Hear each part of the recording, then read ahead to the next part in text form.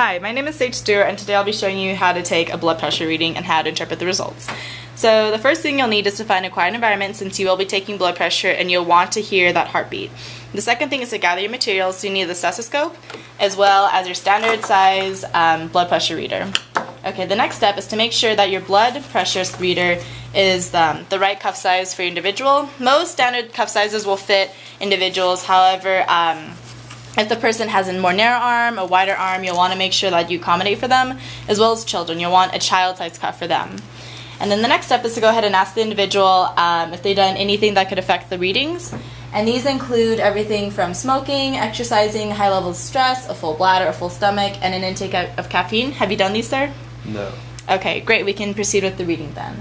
Okay, the next part is to go ahead and expose the arm that you'll be putting the cuff on. Let me see your arm really quick. Okay. So the arm should be exposed right here, and his arm already is, so we don't have to worry about that.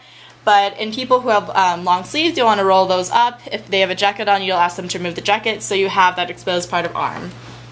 The next step is to go ahead and locate the pulse. You can do that by taking your middle finger and your index finger and going ahead and placing it right on the inside of their elbow right here, and then just feeling around for a pulse. This is where you'll feel the brachial artery, and it's on one of the many places that you can find pulses on the body. You can also find it on the neck and on the heart, but this is where we'll find it right here, is the brachial artery.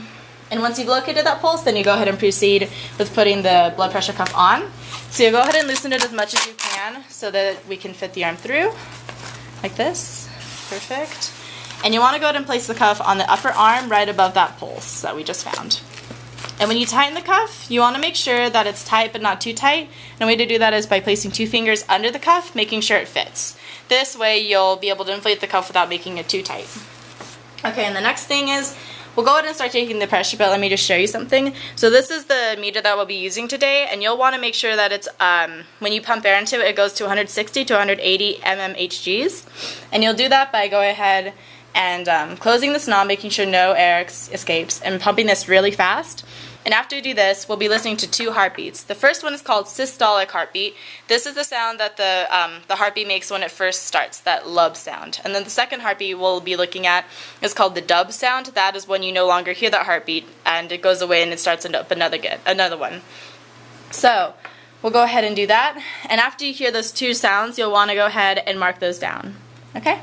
So let's go ahead and try it out. And you want to place your stethoscope right underneath where we found that pulse, right under the cuff. Okay, so the first thing is to inflate it to 160 to 180 mmHgs, like this. So do it rapidly. See, so it's at 160 right now. We'll let it go ahead and deflate by unscrewing this knob slowly here and letting it release at a steady pace while listening to the heartbeats. Okay, great. So I heard the first 2 heartbeats, and then the systolic heartbeat was at 110, and then the diastolic heartbeat was at 70. And these readings are normal.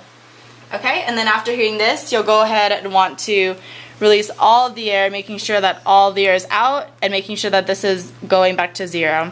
Then you'll want to repeat the entire procedure over again, just so you have accurate readings. And then once you've done that, then you can compare your 2 readings if one was higher than the other and average them out, or take another one if they just seem too different. That way you get the best reading possible. Thank you.